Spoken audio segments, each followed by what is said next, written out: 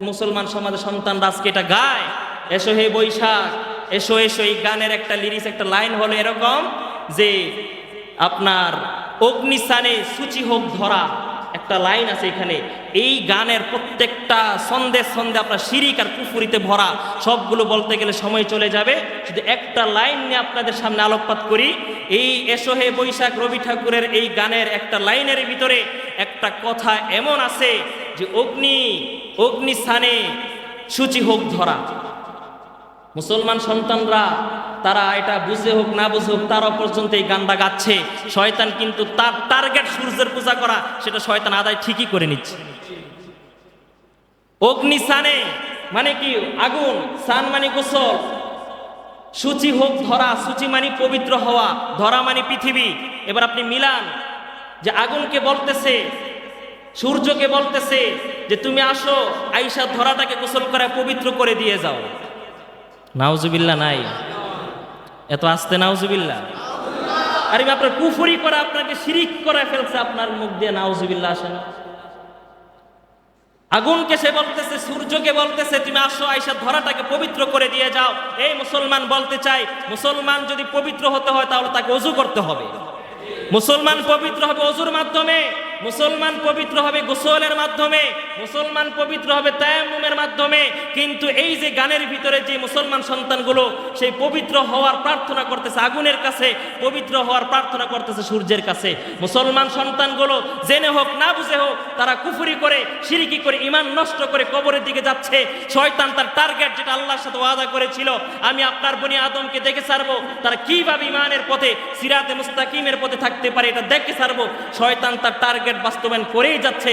আমরা মুসলমান সেটা জানি না, আমরা মুসলমান সেটা জানি না। এই বললাম একটা। আরেকটা হলো পহেলা বৈশাখের দিন সকালবেলা সূর্য ওঠার আগে রমনার বটমূলে আপনার ছায়ানট শিল্পী গোষ্ঠী, যেটা প্রয়াত সুফিয়া কামাল তার প্রতিষ্ঠিত একটা শিল্পী গোষ্ঠী আপনার ছায়ানট, এই শিল্পী গোষ্ঠীদের কাজ হলো রমনার বটমূলে গিয়ে তারা সূর্য ওঠার আগেই সবাই হারমোনিয়াম বাদ্যযন্ত্র নিয়ে বসে থাকে, তারা অপেক্ষা করতে থাকে সূর্য ওঠার জন্য। মুসলমান কোনোদিন সূর্য ওঠার জন্য অপেক্ষা করে না, বরং মুসলমান তো এমন জাতি যেই মুসলমান সূর্য উঠলে ইবাদত বন্ধ করে দেয়। কথা কয় না?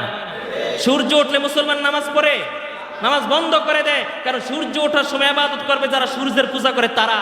কিন্তু এই ছায়ানট শিল্পী গোষ্ঠী প্রয়াত সুফিয়া কামালের প্রতিষ্ঠিত এই দল, তারা এই যে পহেলা বৈশাখের সময় সকালবেলা সূর্য ওঠার আগেই রমনার বটমূলে আমার আপনার মতো এমন কোমলমতি সন্তানগুলোকে, ইমানদার সন্তানগুলোকে তারা নিয়ে সূর্য ওঠার জন্য তারা আরাধনা করে, অর্চনা করে, তারা প্রার্থনা করে সূর্য ওঠার জন্য। মুসলমান তো অপেক্ষা করবে সূর্য ডুবার জন্য, কারণ সূর্য ডুবলে মুসলমান ইফতার করে, সূর্য ডুবলে মুসলমান মাগরিবের সালাত আদায় করে। মুসলমান অপেক্ষা যদি করতে হয় সেটা হবে সূর্য ডুবার জন্য। সূর্য ওঠার জন্য কোনো মুসলমান অপেক্ষা করবে না, বরং সূর্য ওঠার জন্য অপেক্ষা যারা করবে তারা অগ্নি পূজক, তারা শিরিক, তারা কুফর, তারা মুশরিক, তারা কাফের, তারা মুশরিক। এরপরে আপনি পহেলা বৈশাখের দিন আবার চারুকলা শিল্প একাডেমি থেকে, রাজধানী থেকে চারুকলা শিল্প একাডেমির যারা আপনার সদস্য রয়েছে, যারা শিক্ষক রয়েছে, আপনার যারা এগুলো রয়েছে, তারা আপনার বড় করে একটা কি করে মঙ্গল শুভযাত্রা তারা বের করে। দেখছেন আপনারা কখন? এটা মঙ্গল শুভযাত্রা নামে একটা অনুষ্ঠান টিভিতে তো এটা প্রচার হয়, বেশ ভালোই জমজমাট ভাবে তৈরি হয়। এটা চারুকলা শিল্প একাডেমির যারা স্টাফ রয়েছে এবং এখানে যারা শিক্ষক এবং যারা পরিচালনা কমিটি, যারা সম্পাদক রয়েছে, এই তাদের নেতৃত্বে পহেলা বৈশাখের দিন তারা সমস্ত মানুষগুলোকে নিয়ে বিশাল বড় একটা র্যালি তারা করে রাজপথে। এই যে শত শত হাজার হাজার মানুষের সন্তানগুলো সবাই কি হিন্দু? মুসলমানের সন্তান আছে না নাই? এগুলো বাবা হিসেবে, ভাই হিসেবে আপনারা আমার জানা দরকার আছে না নাই? আচ্ছা, মঙ্গল শুভযাত্রা, মঙ্গলের জন্য যদি মিছিল করতে হয় তাহলে আমি বলবো তুমি ওই দিন সকালবেলা ফজরের সময় মুয়াজ্জিন সাহেব যখন বলেছেন হাইয়া আলাল ফালাহ, কল্যাণের জন্য আসো, মঙ্গলের জন্য আসো, মঙ্গল শুভযাত্রা নামে যদি কোনো মিছিল করতেই হয় তাহলে তো সবার আগে দরকার ছিল ফজরের আজান শুনে এলাকার সমস্ত মানুষগুলোকে, যুবকগুলোকে এক করে মসজিদের দিকে আসা। কিন্তু সেটা না করে মঙ্গল শোভাযাত্রার নামে যে মিছিল করছে, অনেক কিছু গবেষণা করার পর দেখলাম যে এই মিছিলের ভিতরে বাংলা ভাষা যাই হোক, বাঙালিয়ান চেতনা, বাঙালি সংস্কৃতিকে টিকিয়ে রাখার জন্য মানুষ মিছিল করবে বুঝলাম, কিন্তু এত বড় সড়ো করে একটা পেঁচাকে রাখার কি দরকার? এখানে পেঁচার ছবি আছে না, ইঁদুর আছে, তেলাপোকা আছে, টিকটিক আছে, সূর্যের ছবি আছে, বিভিন্ন রকমের হাড়ি পাতিল এগুলো নিয়ে তারা র্যালি করে। কখনো কি ভেবে দেখেছেন মঙ্গল শুভযাত্রা চেতনা বাঙালিদের, এই বাঙালি চেতনার ভিতরে পেঁচা ঢুকলো কোত্থেকে? পেঁচা কি আমাকে বাংলাদেশি? পেঁচা কি বাঙালি? খুব ভালো করে বুঝবেন, আজকে শয়তান তো আর করে না, শয়তানে কিছু দোসর রয়েছে যারা মানুষ রূপে শয়তানের কাজগুলো তারা দুনিয়াতে আঞ্জাম দেয়। এই মানুষগুলো আজকে কিভাবে সরল মনা মুসলমানদের ঈমান নষ্ট করার জন্য তারা এমন কোন পদ্ধতি বাদ রাখে না যেটা তারা করে নাই। এই মঙ্গল শোভাযাত্রায় এই পেঁচা, এটার জন্য আরেকটা হিস্টোরি আপনাদেরকে বুঝতে হবে। হিন্দুদের আকীদা বিশ্বাস হলো আমরা কোনো ধর্মের উপরে অ্যাটাক করি না, যে যার ধর্ম নিজ নিজভাবে তারা পালন করবে, কোনো সমস্যা নাই। কিন্তু অন্য ধর্মের একটা বাতিল সংস্কৃতিকে, অন্য ধর্মের একটা শিরকি কুফরি প্রথাকে আমার ইসলাম ধর্মে বাঙালি চেতনা নামে চালিয়ে দিবে, এটা তো মুসলমান মানতে পারে না। হিন্দুদের সংস্কৃতি হিন্দুরা পালন করবে, কোনো কথা নাই, আমাদের আপত্তি নাই। কিন্তু হিন্দুয়ানি সংস্কৃতি, হিন্দুয়ানি আকীদা, হিন্দুয়ানি বিশ্বাস বাঙালি চেতনা নামে, বাঙালি সংস্কৃতি নামে এই দেশের মুসলমানদের ভিতরে ঢুকিয়ে দেওয়া হবে। এই দেশের মুসলমান শরীরে এক বিন্দু রক্ত থাকতে সেটা মেনে নিবে না। হিন্দুদের বিশ্বাস হলো সমস্ত ভাগ্য, মঙ্গল অমঙ্গলের কল্যাণের মালিক হলো লক্ষ্মী, মা লক্ষ্মী। নাউজুবিল্লাহ, আসতে কোন আরো, আরে জোরে কইলে হিন্দুরা শুনলে তো সম্পর্ক নষ্ট হয়ে যাইব। হিন্দু নাই তাহলে আসতে কোন কি ডরান কারে? শয়তানে ডরান। নাউজুবিল্লাহ, জোরে বলেন নাউজুবিল্লাহ। নাউজুবিল্লাহ মানে কি? আল্লাহ তুমি এটা থেকে আমারে বাঁচাও। যারা নাউজুবিল্লাহ বলবে আল্লাহ তারে বাঁচাবে, যারা নাউজুবিল্লাহ বলবে না আল্লাহ তার ওই শিরিকের ভিতরে ঢুকাই দিবে। তাহলে এদের বিশ্বাস হলো সমস্ত কল্যাণ ও কল্যাণের মালিক হলো মা লক্ষ্মী। আর এই মা লক্ষ্মীর আবার আপনার তার স্বামী আছে বিষ্ণু দেবী, এবং মা লক্ষ্মী আর বিষ্ণু দেবীর দাম্পত্য জীবনে কন্যা সন্তান ছিল 6 জন। কয়জন? পোলা নাই, 6টা মাই। পদ্মালয়া, সুবাইয়া, রমনা, কমলা, রমাল, এই 6 মেয়ে নামে এই পদ্মা দেবীর, এই কি লক্ষ্মী দেবীর 6টা মেয়ে আছে। এই লক্ষ্মী দেবীর আবার একটা বাহন হিন্দুরা বিশ্বাস করে পেঁচা। কি পেঁচা? কার বাহন? কথা কয় না, কার? এই লক্ষ্মী দেবীর বাহন হিসেবে এই হিন্দুরা তারা এটা বিশ্বাস করে, এবং তারা আপনার ইঁদুরকে গণেশের বাহন হিসেবে তারা মনে করে, বাঘ ভাল্লুক এটাকে তারা দুর্গার বাহন হিসেবে তারা মনে করে। এগুলো বলতেছি, যদি বিশ্বাস না হয় আশেপাশে অনেক হিন্দু আছে, আবার মূর্খ হিন্দুর কাছে যায় না, যারা শিক্ষিত হিন্দু তাদের কাছে যাইয়া জিজ্ঞাসা করেন। বুঝেন নাই? সব হিন্দু কি সব জানে? মানে আপনি মুসলমান, আপনারা অনেক যদি কয় এই তায়াম্মুমের ফরজ কয়টা কর, সবাই কইতে পারবে? হ্যাঁ, বুঝা নিয়েন তাইলে। তো তাদের আকীদা হলো যে মা লক্ষ্মী সমস্ত ভাগ্য ভালো মন্দ সে নিয়ন্ত্রণ করে। এই কারণে পহেলা বৈশাখের দিন হিন্দুরা কি করে, ওই যে লক্ষ্মীর বাহনের নাম কি বলছি, পেঁচা, পেঁচাটাকে নিয়ে আইসা তার রাস্তার ভিতরে দাঁড় করায়, আর মা লক্ষ্মীকে তারা আহ্বান করে, ডাকে, মা লক্ষ্মী তুমি আসো, তোমার বাহন রেডি, তুমি তোমার বাহনে বসো। বাহনে বসে বসে এই যে তোমার কতগুলো বান্দা রয়েছে, এই যে তোমার কতগুলো ভক্ত রয়েছে, সারাটা বছর যা করেছে তুমি মাফ করে দাও, নতুন বছরে তুমি আমাদের জন্য কল্যাণ নিয়ে আসো।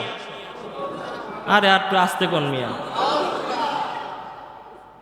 মঙ্গল অমঙ্গলের মালিককে আল্লাহ রাব্বুল আলামিন বলেন, মা ইয়াফতাহিল্লাহু লিন-নাসি মির রাহমাতিন ফালা মুমসিকা লাহা ওয়া মা ইউমসিক ফালা মুরসিলা লাহা।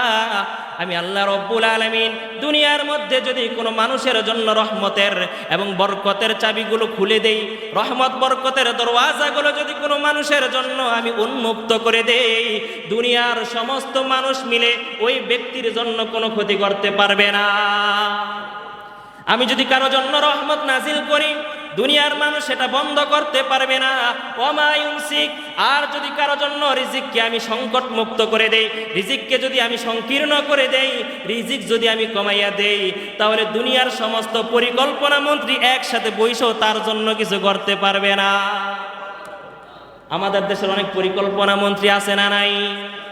এরা পরিকল্পনা করে কিভাবে মানুষগুলোকে সংকট মুক্ত করা যায়, কিভাবে এই দেশের দুর্ভিক্ষ দরিদ্র দূর করা যায়।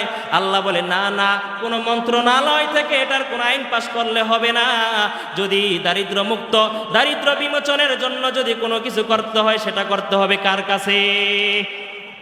ও মুসলমান ভাইরা রে আমার, এই যে এই মিছিলের ভিতরে কিন্তু কত শত শত হাজার হাজার যারা এই যে অংশগ্রহণ করে, প্রত্যেকটা কিন্তু হিন্দু না, এর ভিতর অধিকাংশ মানুষ কিন্তু মুসলমান। অথচ তার জানা নাই, যেই কথাটা বলেছিলাম, শয়তান যদি বলে তুমি আগুনের পূজা করো, কোনোদিন কেউ করবে না। কিন্তু সকালবেলা রমনার বটমূলে আগুনের পূজা শয়তান ঠিকই করাইছে। এবার শয়তান যদি আইসা বলে লক্ষ্মীর কাছে তুমি কল্যাণ চাও, কেউ করবেন? কিন্তু না না, ঠিক ওই কিন্তু ওই যে আপনার চারুকলা শিল্প একাডেমি থেকে, রাজধানীর রাজময়দান থেকে হাজার হাজার মিছিলের নামে, মঙ্গল শুভযাত্রার নাম দিয়ে কিন্তু তারা আমাকে আপনাকে কল্যাণ কিন্তু লক্ষ্মীর কাছে চাওয়াইছে। ও মুসলমান ভাইরা রে আমার, একটু চিন্তা করেন, এই যে যে র্যালি, এই যে যে মঙ্গল শোভাযাত্রা যেইটা বের হয়, এটা তো মানুষের জন্য, মানুষের চেতনা, মানুষের সংস্কৃতি। এটা এইখানে কোনো পশু পাখির কোনো হাত নাই, কারণ পশু পাখি সবার ভাষা কিন্তু এক। আমাদের বাংলাদেশের কুত্তা ডাক দেয় ঘেউ, ভারতের কুত্তা ডাক দেয় কেমনে? একই। আমেরিকার কুত্তা ডাক দেয় কেমনে? কুত্তা কি? আমেরিকার কাক ডাক দেয় যেইভাবে, বাংলাদেশের কাক কিন্তু একইভাবে ডাক দেয়। কোনো বেশকম আছে নাই? কোনো বেশকম নাই। আল্লাহ রাব্বুল আলামিন সূরাতুর রুমের ভিতরে আয়াত নাজিল করে জানাইয়া দেন, ওয়া মিন আয়াতিহি খালকুস সামাওয়াতি ওয়াল আরদ ওয়া ইখতিলাফু আলসিনাতিকুম ওয়া আলওয়ানিকুম ইন্না ফী যালিকা লাআয়াতিন লিল আলিমিন। আল্লাহ রাব্বুল আলামিন বলেন, আমি দুনিয়ার জগৎসমূহের যারা বিচক্ষণ, যারা জ্ঞানী সম্প্রদায়, যারা বুদ্ধিমানদের জন্য আমি দুইটা নিদর্শন পাঠিয়ে দিলাম। এক নিদর্শন হলো পৃথিবীর মানুষগুলোর রং বিভিন্ন রকম হবে, বিচিত্র রঙের মানুষগুলো হবে। আজকে আমাদের ভারত উপমহাদেশের মানুষের গায়ের রং একরকম, আফ্রিকার লোকের রং আরেক রকম, ঠিক কিনা বলেন? এই যে এই ভিন্নতা, এটা তৈরি করেছেন কে? আল্লাহ রাব্বুল আলামিন বলেন, এই একটা কুদরত আমি দিয়ে দিলাম। আরেকটা কুদরত হলো মানুষের ভাষাগুলো আমি বিভিন্ন রকম করে দিলাম। ভাষার কোনো মিল নাই। বাঙালির ভাষা একরকম, ওই যে তামিলনাড়ু, তামিল শহরের ভাষা আরেক রকম। ইন্দোনেশিয়া যান, তাদের ভাষা আরেক রকম। মিডল ইস্টের মানুষগুলোর কাছে যান, তাদের ভাষা আরেক রকম। এই যে মানুষগুলো যদিও দেখতে একই রকম, কিন্তু জিহ্বাও কিন্তু তেমন কোনো তারতম্য নাই। কিন্তু মানুষগুলো মনের ভাব প্রকাশ করার জন্য ভিতর থেকে যে সাউন্ড, যে ভয়েসটা বের করে, এই ভয়েসের উচ্চারণ কিন্তু বিভিন্ন রকম হয়। আল্লাহ বলেন, জ্ঞানী মানুষগুলোর জন্য দুনিয়াতে আমি দুইটা আয়াত নাজিল করে দিলাম, দুইটা নিদর্শন আমি দিয়ে দিলাম। মানুষগুলোর ভাষা থাকবে ভিন্ন ভিন্ন, কিন্তু পেশার তো কোনো নিজস্ব ভাষা নাই। তাহলে পেশারকে কেন এখানে মিছিলে নিয়ে আসা হলো? লক্ষ্য করে দেখলে বোঝা যায় পেশার সাথে সম্পর্ক লক্ষ্মী দেবীর। মানুষগুলোকে কিন্তু ইমান হারা করে দিচ্ছে মুসলমান। ও মুসলমান বাবাজিরা আমার, অনেকেই বলতে পারেন, হুজুর এটা আবার কি কোন মঙ্গল শোভাযাত্রা, এটা তো খায় না, মাথায় দেয়, জীবনও তো এটা শুনি নাই। ও মুসলমান, এটা আপনাদের জন্য একটা অনেক বড় নিয়ামত, কারণ এই ফাতনার যুগে আপনারা কিন্তু দুনিয়ায় আসেন নাই। এখানে অনেক মানুষ আছে, তারা এটার ব্যাপারে জানেও না, এটা কি এটা তারা বুঝেও না। এখন বলতে পারেন, হুজুর আমাদের গ্রামগঞ্জে এটা কেনই বা বলেন? গ্রামগঞ্জে এটি বলা দরকার নাই, শহরের মানুষ শহরে বলবে। ও মুসলমান, বুঝতে হবে আপনাকে, কেউ যদি একটা ঢিল পুকুরের ভিতরে ফেলে, পুকুরের মাঝখানে একটা ঢিল পড়া মাত্রই সাথে সাথে কিন্তু ঢেউটা কিনারে আসে না। কথা বুঝেন নাই? ঢেউটা কি কিনারে সাথে সাথে আসে, নাকি ধীরে ধীরে আস্তে আস্তে কিনারে এসে একটা সময় পৌঁছবে? এই যে বর্তমান যুগের ভিতরে মঙ্গল শোভাযাত্রা নামে, পহেলা বৈশাখ পালন করার নামে যেই সংস্কৃতি অপসংস্কৃতিগুলো মুসলমানদেরকে ঢুকিয়ে দেওয়া হচ্ছে, মুসলমানদের বাঙালির চেতনা নাম দিয়ে যেটাকে পালন করার জন্য বাধ্য করা হচ্ছে, এই যে কথাগুলো বলছে মিডিয়াতে যাচ্ছে, এগুলোর জন্য উপর মহল থেকে অনেক চাপ আসবে, এটাও আমরা জানি। যে বাঙালি চেতনা থেকে মানুষগুলোকে দূরে সরানোর জন্য আপনাকে জঙ্গি আখ্যা দেওয়া হলো, জঙ্গি মামলা আপনাকে 14 শিখের ভিতরে ঢুকানো হবে। এমন বহু হুমকি হামকি আমাদের কাছে আসছে, কিন্তু মুসলমান যারা ঈমান অন্তরে রাখে তারা দুনিয়ার কাউকে ভয় করে না, একমাত্র ভয় করে কাকে? কালকে আমাদের ময়দানে আল্লাহ রাব্বুল আলামিন যদি আমাকে আসামির কাঠ গড়ায় দাঁড়াইয়া দেয়, আর যদি বলে তুমি তো ওই মসজিদে অমুক জায়গার তুমি ইমাম ছিলা, আর এই অমুক জায়গার মানুষগুলো তারা না বুঝে তারা মঙ্গল শোভাযাত্রার ভিতরে অ্যাটেন্ড করে অংশগ্রহণ করে তারা ইমান হারা শিরিক করে কুফরি করে তারা মুরতাদ হয়ে গেছে, তুমি ইমাম সাহেব কিন্তু মাসে মাসে বেতন নিছো, কোনো দায়িত্ব পালন করো নাই, সেদিন কোনো উপায় থাকবে নি বলেন? এই কারণে মুসলমান যত হুমকি হামকি আসুক, মুসলমান কাউকে ভয় করতে পারে না। ও মুসলমান, বলতে চাই যেই মঙ্গল শোভাযাত্রা অনেকে অংশগ্রহণ করছে, না বুঝে করলে আল্লাহর কাছে তওবা করেন, আর নিজেদের সন্তানগুলোকে নাতি নাতনি নাতিপুতি যারা আছে পরবর্তী প্রজন্মকে শিক্ষা দিয়ে যাবেন। এই যে মঙ্গল শোভাযাত্রা নামক যে সংস্কৃতি, যেই অনুষ্ঠান, এটার ভিতরে কিন্তু যাওয়া যাবে আলফাসানা। হাসরের ময়দানের একদিন হবে দুনিয়ার হিসাবে 50,000 বছর সমান। কত বছর? 50,000 বছর। আল্লাহ! তো সেই দিন হিসেবে তুলনায় আমাদের এই জীবনটা তো একটা সকালেরও সমান হবে না। তো সামান্য এই সময় দিয়ে তোমাদেরকে প্রেরণ করব, সেখানে যাওয়ার পর বিভিন্ন ভোগ বিলাসিতা, রং তামাশা, অনেক কিছু তোমরা চাকচিক্যপূর্ণ আসবাব তোমাদের সামনে আসবে। সেগুলোকে গ্রহণ করতে গিয়ে, সেগুলোর মহব্বতে পড়ে গিয়ে তোমরা যে তোমার রবের সাথে যে অঙ্গীকার দিয়েছিলা, সেই অঙ্গীকারটাকে বদল করে ফেলিও না। আজকে আমার কাছে যে অঙ্গীকারটা তোমরা দিয়েছ, আমাকে রব হিসেবে স্বীকৃতি দিয়েছ, এই স্বীকৃতি অনুযায়ী যদি তুমি জীবনযাপন করে আবার আমার কাছে আসতে পারো, তাহলে যেই জায়গায় তোমাকে পাঠাবো, দুনিয়া নামক একটা গ্রহের ভিতরে, ওয়ার্ল্ড নামক একটা গ্রহে যেখানে তুমি থাকবা, ওই ওয়ার্ল্ড দুনিয়া নামক গ্রহের সর্বনিম্ন যেই জায়গা তোমাকে আমি দিব, দুনিয়ার 10 দুনিয়া সমান হবে।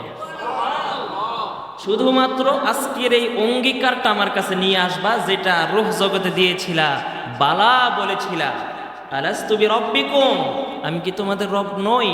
সেই দিন হিন্দু ছিল, খ্রিস্টান ছিল, বৌদ্ধ ছিল, নমরুদ, ফেরাউন, হামান, কারুন, সাদ্দাত সবাই ছিল, সবাই এক বাক্যে বলেছিল আমাদের রব কে?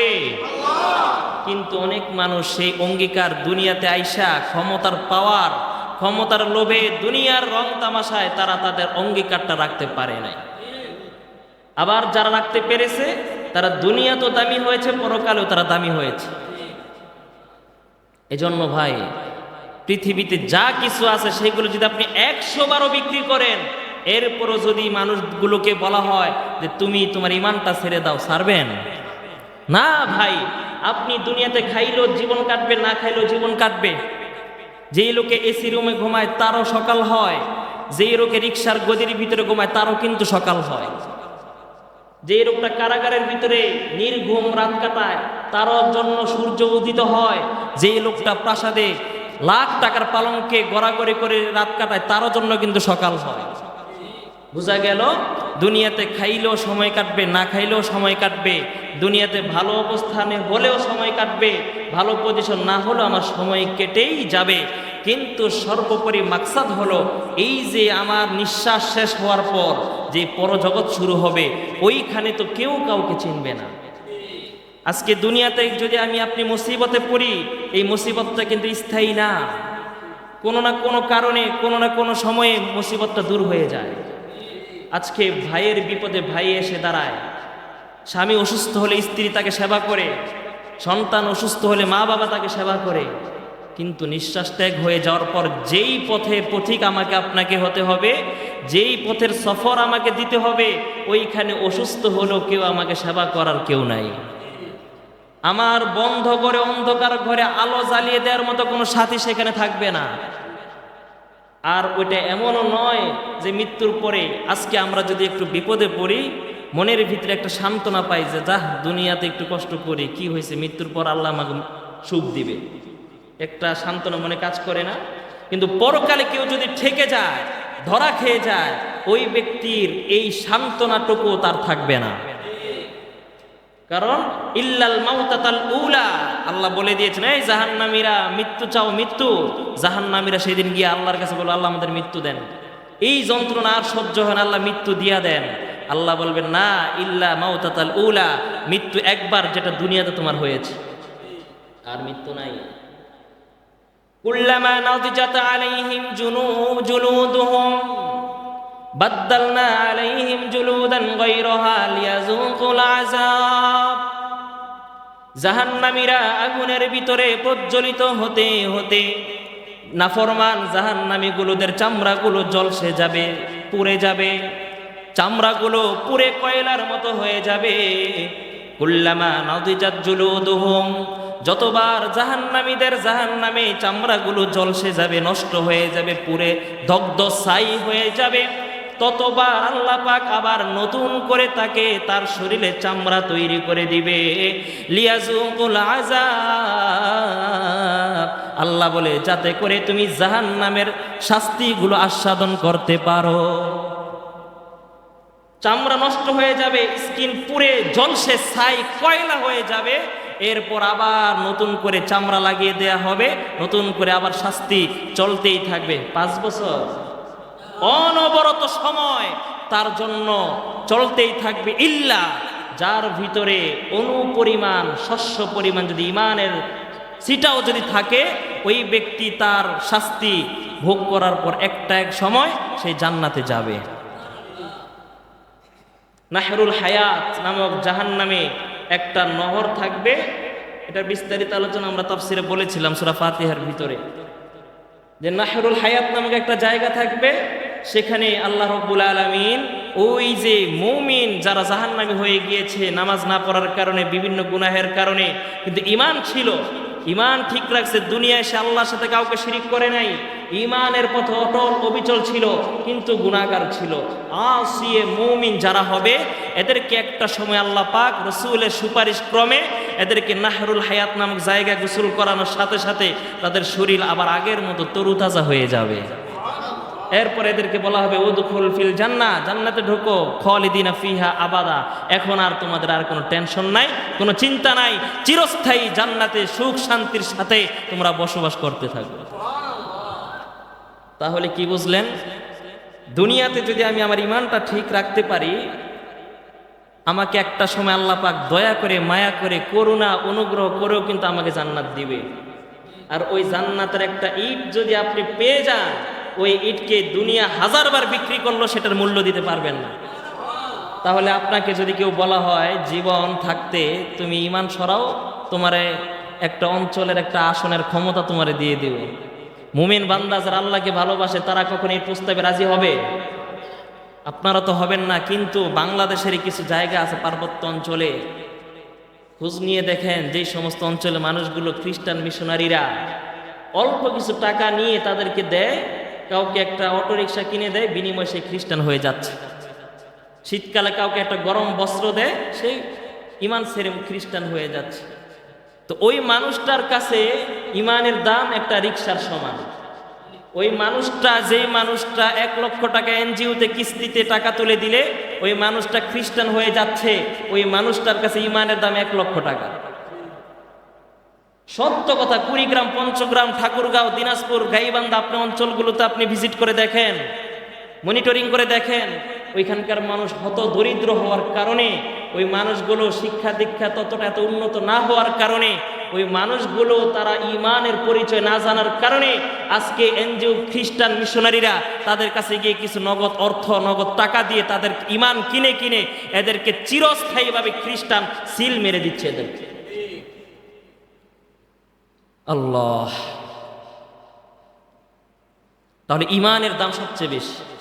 কিসের দাম? ঈমানের দাম। ইন্নাল্লাযীনা ক্বালু রাব্বুনাল্লাহ, ইন্নাল্লাযীনা ক্বালু রাব্বুনাল্লাহু সুম্মা ইসতাকামু তাতানাজ্জাল আলাইহিমুল মালাঈকাতু আল্লা তাখাফু ওয়া লা তাহজানু ولا تحزنوا وابشروا بالجنة التي كنتم توعدون।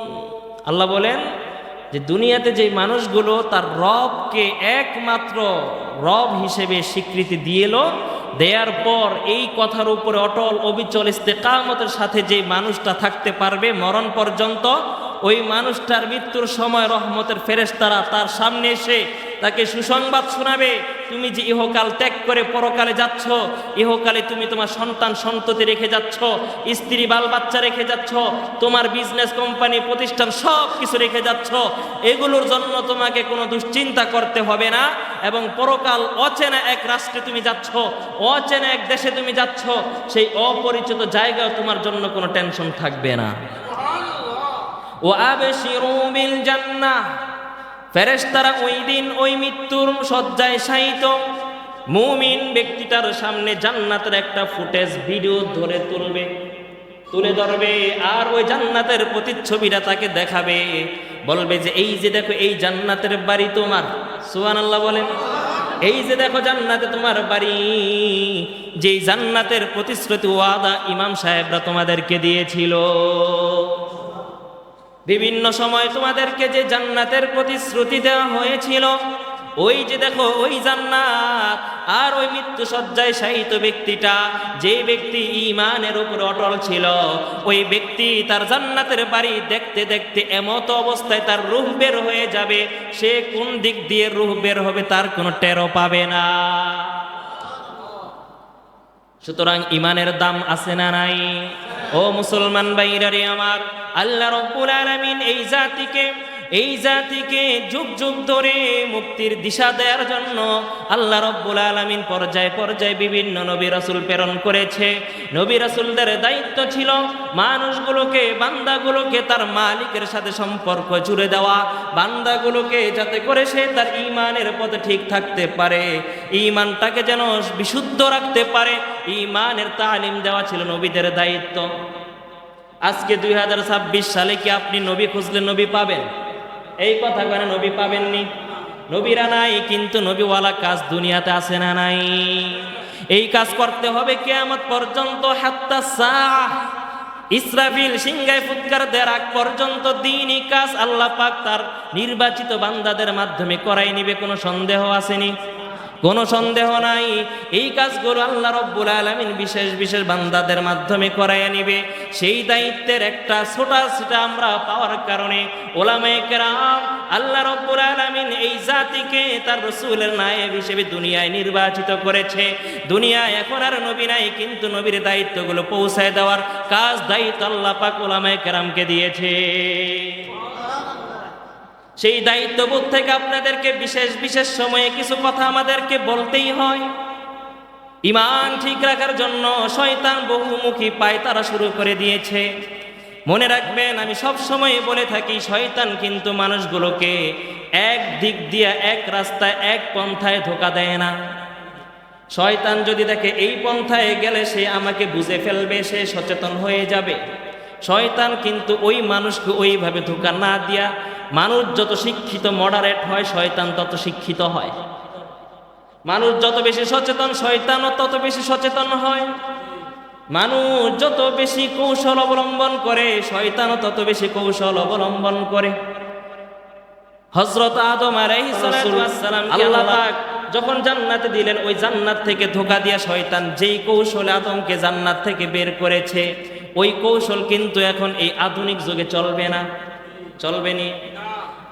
আবু জাহেলের যুগে যেই মানুষগুলো, আবু জাহেল মানুষগুলোকে যেইভাবে কোরআন থেকে দূরে সরাইছে, শয়তানের পরোয়ায় পড়ে, শয়তানের ওয়াসওয়াসায় পড়ে আবু জাহেল মানুষগুলোকে যেইভাবে কোরআন থেকে দূরে সরাইছিল, ওই ১৫০০ বছর আগের কথা যদি এখন যদি কেউ বলে, ১৫০০ বছর আগে আবু জাহেল বলেছিল লা তাসমাউ লিহাযাল কুরআন। আবু জাহেল ১৫০০ বছর আগে মক্কার সবচেয়ে বড় সংসদ ভবন দারুন নাদওয়ার লিডার ছিল আবু জাহেল। আবু জাহেল আইন পাশ করে দিল, আজকে থেকে, এখন থেকে, এই মুহূর্ত থেকে তোমরা কেউ মুহাম্মাদের কোরআন শুনবা না। নাউজুবিল্লাহ আসেনি? ওই কথাটা যদি বর্তমান আমাদের দেশের সংসদে আমাদের মাননীয় স্পিকার যদি বলে, আপনারা মানবেন তো? না, মানবেন না। তার মানে কি শয়তান ব্যর্থ? না, শয়তান ব্যর্থ না। শয়তানের একটা রাস্তা বন্ধ হলে শয়তান আরো 10টা রাস্তা খুলে দেয়। তারপরও বনি আদমকে ধোঁকা দিতেই হবে, এটা শয়তানের ওয়াদার রবের সাথে।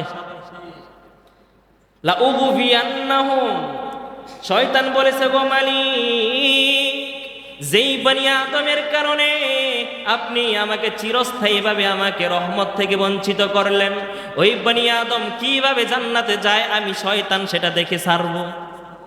লাউকুইদান্না লাহুম, আপনি আমাকে কিয়ামত পর্যন্ত ইলা ইয়াউমি ইউবাসুন, আপনি কিয়ামত পর্যন্ত আমাকে হায়াত দিবেন। এবং বিভিন্ন রকমের চাওয়া সে আল্লাহর কাছে চেয়ে নিছে, লম্বা কাহিনী। শয়তান আল্লাহর কাছে ওয়াদা করেছিল, লামে তাকিদ নুনে তাকিদ, দুই তাকিদ দিয়ে শয়তান আল্লাহর কাছে ওয়াদা করেছে, আমি বনি আদমকে আমি এদের সিরাতে মুস্তাকিমের সঠিক পথে বসে বসে বনি আদম আসবে আর আমি এদেরকে ডানে বামে সরাইয়া দিব। আপনি খুব কম সংখ্যক মানুষ আপনি পাবেন যারা আপনার পথে চলবে, অধিকাংশ আকসার মানুষগুলোকে আমি পথভ্রষ্ট করে ফেলব। ও মুসলমান ভাইরারে, আমার যেই কথাটা বুঝাতে যাচ্ছি, শয়তান কিন্তু এক রাস্তায় একভাবে মানুষকে ধোঁকা দেয় না।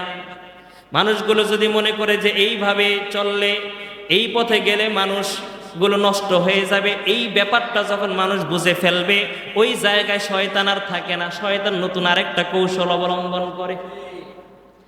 আজকে যদি আপনাদেরকে বলে তোমরা আগুনের পূজা করো, করবেন? সূর্যের পূজা করো, করবেন? কিন্তু শয়তানও বুঝে যে আজকে ১৫০০ বছর পরে আইসা বিশ্বের দ্বিতীয় বৃহত্তম দেশ বাংলাদেশ, এই দেশের মুসলমানকে যদি বলি তোমরা আগুনের পূজা করো, সূর্যের পূজা করো, এই মানুষগুলো কোনোদিন সূর্যের পূজা করবে না। উল্টা যেই মানুষটা এর দিকে বলবে তারে গুতাইয়া পিটাইয়া ফিনিশ করে ফেলবে। ঠিক কিনা বলেন? কিন্তু শয়তান কিন্তু সেই আগের কৌশল নিয়ে বসে রয় নাই। শয়তান বিভিন্ন মাধ্যমে কিন্তু আমাকে আপনাকে ধোঁকা দেয়, আমরা বুঝি না। ওই শয়তানের কৌশলগুলো মানুষগুলোকে বুঝিয়ে দেওয়ার দায়িত্ব হলো উলামায়ে কেরামের। এই যে দেখেন, আজকে বাংলা মাসের কত তারিখ জানেননি? মনে হয় ২৭ তারিখ নাকি? বাংলা চৈত্র মাসের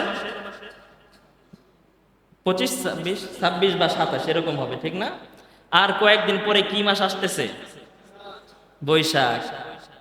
এসো হে বৈশাখ, এসো এসো, কয়নি? বৈশাখে আপনারা কি করেন? আল্লাহ, 31st নাইটের কথা বলেছিলাম, সেটা আমাদের ছিল না। সেই সাংস্কৃতিক অনুষ্ঠানটা কাদের? খ্রিস্টানদের, বলেছিলাম না?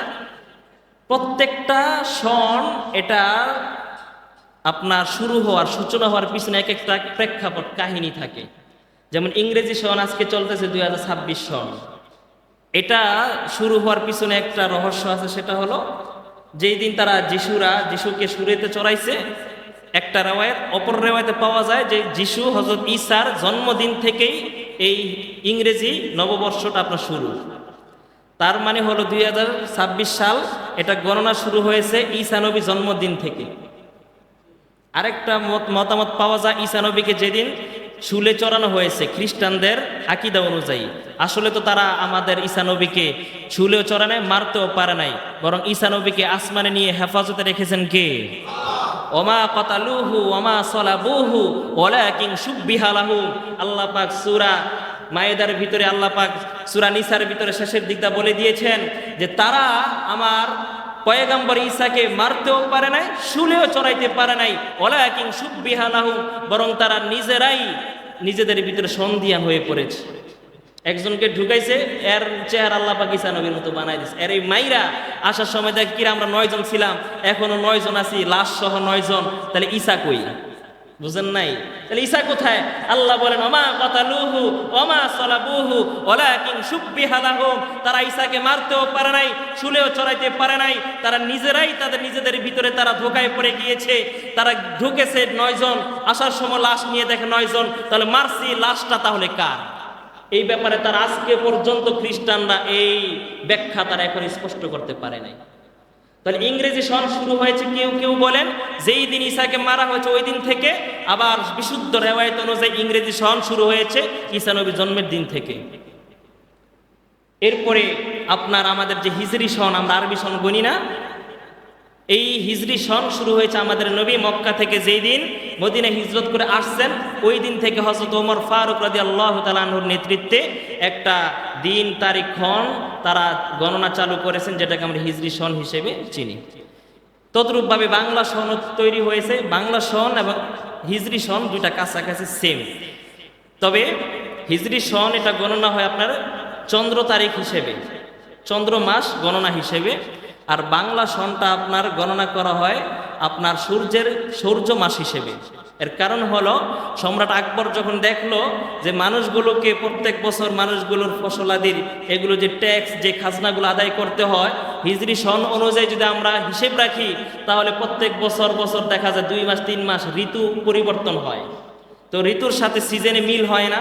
দেখা গেছে এই বছর আপনার মহররম মাসে ধান পাকার সময় আসছে, 4 বছর 5 বছর পর দেখা যায় মহররম মাসে ধান লাগানোর সময় আসছে। তো এই যে একটা আপনার ব্যবধান তৈরি হয়, এই কারণে সম্রাট আকবরের নেতৃত্বে ওই সময়ে হিজরি সনের সাথে একটা সামঞ্জস্য রেখে তারা সূর্যের দিক থেকে সূর্য পরিচালনার হিসেবে তারা একটা নতুন বর্ষের শুরু করলো, যে বর্ষটাকে বাংলা নববর্ষ বলা হয়। তো এই বাংলা নববর্ষ পালন করার 3টা স্টেপে বর্তমানে আমরা পালন করি। প্রথমে ওই যুগে বাংলা নববর্ষ পালন করার একটা প্রচলন ছিল যে সারা বছর যে মানুষগুলো খাজনা ট্যাক্স যারা আদায় করেছে ওই তাদের ট্যাক্সের টাকাগুলো দিয়েই ওই প্রজাদেরকে একটা খুশি করা হতো, মিষ্টি মুখ করা হতো। এটা ছিল প্রাথমিক অবস্থায়। এরপর কিছু সময় অতিবাহিত হওয়ার পর আবার তারা এই পহেলা বৈশাখ পালন করা শুরু করলো হাল খাতার দিক থেকে। হাল খাতা নিয়ে বসতো, এই হাল খাতাতে হাল নাগাতে এটা তারা হিসেব করে করে কার বাকি বকেয়া কি আছে না আছে এগুলো দেখে তারা হাল খাতা অনুযায়ী তারা বৎসরে পহেলা বৈশাখের দিন তারা সব কিছু লেনদেনগুলোকে লেখালেখি করে ক্লিয়ার করে তারা মানুষগুলোকে মিষ্টি মুখ করাইতো, যারা লেনদেন করে যারা কারবারি আছে এদেরকে খাওয়াইতো। এরপরে পর্যায়ক্রমে আসলো যে পহেলা বৈশাখ, এই পহেলা বৈশাখে আসলে আমাদেরকে ওই দিনে আমাদের এই যে নতুন জামা কাপড় ভালো পান্তা ইলিশ সেগুলো আমাদের খেতে হবে। কিন্তু মুসলমান যেই বিষয়টা বুঝাতে চাচ্ছি, ঈমান আমার সবার আগে। সবার আগে কি? এই কথা বলেন, সবার আগে কি? পহেলা বৈশাখ মুসলমান এবং বাঙালি কালচার হিসেবে আমি করতেই পারি, অসুবিধা নাই। কিন্তু আমাকে বুঝতে হবে এই পহেলা বৈশাখ পালন করতে গিয়ে যেন আমার ঈমানের উপরে এফেক্ট আসে কিনা, এটা আমাকে বুঝতে হবে। এখন আপনি যদি মনে করেন না আমি অনেক জাস্টিফাই করে দেখছি, অনেক কিছু দেখছি যে না পহেলা বৈশাখে পান্তা ইলিশ খাইলে, রমনার বটমূলিকে একটু সঙ্গীত গাইলে, একটু নতুন লাল নীল সাদা একটু জামা কাপড় পরলে ঈমানের তো তেমন কোনো ঘাটতি আমি দেখি না। আপনি দেখবেনও না, কারণ আপনি তো এটা বুঝবেনই না। আপনার তো ওই কাজ আপনার না। পাথর কোনটা জহরত, দামি পাথর না পাথর, এটাকে যদি কোনো দর্জির কাছে নিয়ে যাওয়া হয় পাথর কোনটা কিরকম এটা দর্জি বলতে পারবে? কারণ দর্জি বলতে পারবে কাপড়ের মেজারমেন্টটা কেমন সেটা সে বলতে পারবে। এটাকে আপনার পাথরকে নিরীক্ষণ করতে হলে আপনাকে একটা ভালো একজন স্বর্ণকারের কাছে যেতে হবে। প্রিয় ভাইরা আমার, আমরা আমাদের শয়তান যে আমাদেরকে ঈমান নষ্ট করাবে এটা শয়তানের চূড়ান্ত সিদ্ধান্ত, কিন্তু কিভাবে করাবে এই পদ্ধতিগুলো শয়তান যুগ যত আপডেট হয় শয়তানের রাস্তা তত বেশি আপডেট হয়। শয়তান আমাকে আপনাকে দিয়ে সূর্যের পূজা করাইবে, এটা শয়তানের টার্গেট, কিন্তু সরাসরি শয়তান বলে না। কারণ এখনকার এই আধুনিক যুগে, ইসলামের যুগে যদি সরাসরি কোনো মানুষ যদি বক্তব্য দিয়ে বলে এ মুসলমান সন্তানেরা তোমরা সকালবেলা উঠে তোমরা সূর্যের পূজা করো, কোনো মুসলমান সন্তান সেখানে যাবে না। যাবে? কিন্তু এই সেম কাজটাই শয়তান আমাকে আপনাকে পহেলা বৈশাখের দিন সকালবেলা সুবে সাদিকের আগেই এসো হে বৈশাখ এসো এসো হাং হাং হাং এই গানের মাধ্যমে শয়তান আমাদেরকে সূর্যের পূজা করায়, সারে আমাদেরকে মুশরিক বানায় দিচ্ছে, আমাদের খবরও নাই। এসো হে বৈশাখ গানের রচয়িতা কে বলেন তো? রবি ঠাকুর। কে এই লোকটা? জীবনে যত কবিতা লিখছে, যত সঙ্গীত রচনা করেছে, সবগুলোর ভিতরে 2টা জিনিস মূল তার ছিল। এক হলো প্রেম ভালোবাসা, দ্বিতীয় হলো কি প্রার্থনা। প্রার্থনা তো রবি ঠাকুর প্রার্থনা কি আল্লাহর কাছে করে নাকি তার ভগবানের কাছে করে? তার জীবনে যত লেখা আছে